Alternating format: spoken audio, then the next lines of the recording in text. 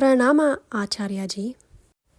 How does mantra practice work in the process of self-realization? How do you identify yourself with the deity in the course of meditation through mantra practice? There are many assumptions here with this question, so let me start from the background. Yeah, I do recommend and I myself do practice mantras, and not for some supernatural gains that you sometimes read, and not rejecting yogic siddhis, but not for that purpose. Why do I find a mantra as the most appropriate means for meditation? Is in the mantra recitation, you create a habit of the brain to repeat the same sound again and again. It creates its own circuits and it moves through those circuits, and then it gets used to repeating that, and then it starts liking, enjoying, and then it creates a pattern. First, so it gets easier and easier to continue with the practice. Two, when you say that you are forgetting all the things and you are cleaning your mind and not mantra, not speech, not form, you are being in this empty state, good for you. But really there is constant verbalization, there is constant speech functioning in your head, and the best thing is to recognize that what is constituting all these thoughts. And the best approach for taking in control of your thoughts by yourself is programming one particular thought and playing through that particular thought, which is the mantra. And so all the rest of the thoughts are suspended without even you repressing them.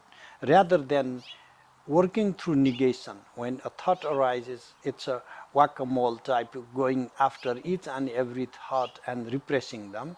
It's a welcoming thought of having one positive thought to repeat it, and so that the thought remains as a single object of consciousness, and that is what leads to the meditative state. But the thing is, it's about self-realization or recognizing the encountering of the deities, and all these questions are valid only when you understand the self or the deity here in this context. When you are recognizing the deity as something completely external to yourself, then we are not engaging the paradigm that all it is about. What it means for you to believe in deity. What is the deity here? Is your very self in the most pristine form.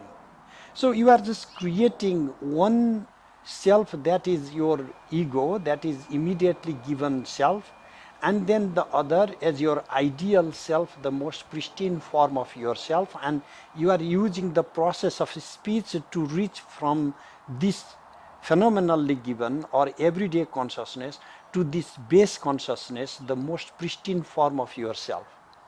And how does speech work towards actualizing this goal? Is because number one, your subjectivity, yourself is a construction of your own speech. It's not bereft of your language. And so when your whole subjectivity is constructed by language and it's semantic in nature, it is always about and upon language that it has the capacity to transform this limited experience to its most basic phenomenal ground, to the ultimate experience.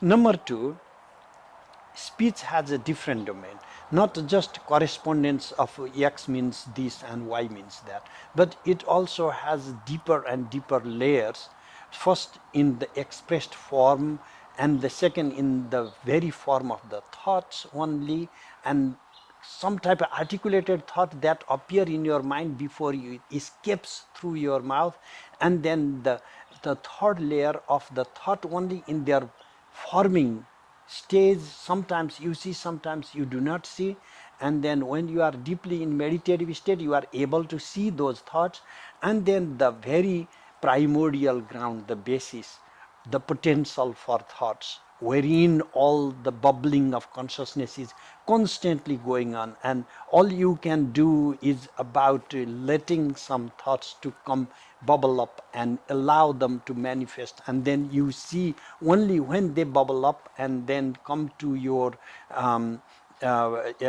encounter, when they encounter, and then you see you have these thoughts. Otherwise you do not even know what thoughts you are going to have.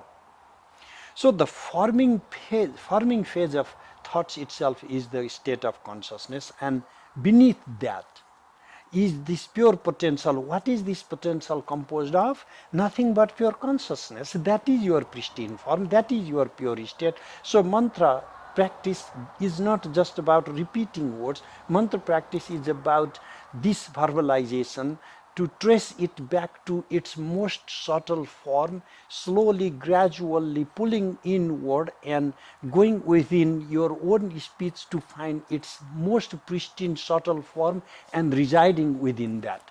And that is how you encounter yourself. It is not that the self is somewhere out. And that is what is also called the encountering or sakshatkara of the deity, because the deity is not something outside of yourself.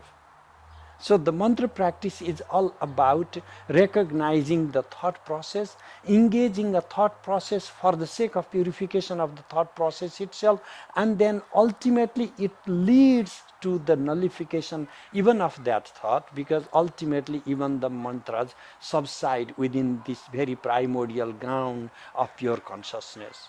And therefore I do recommend mantra practice very highly in order to get to the deeper layers of consciousness, and to make the mantras themselves as the habit tendencies to repeat themselves, so that you do not have to suspend each and every emerging thought. So you have actually the act of negation to suspend this thought and that thought. You have the act of affirmation to allow, to welcome a particular thought, a positive thought. That is the mantra practice, and that is what I am prescribing you to do.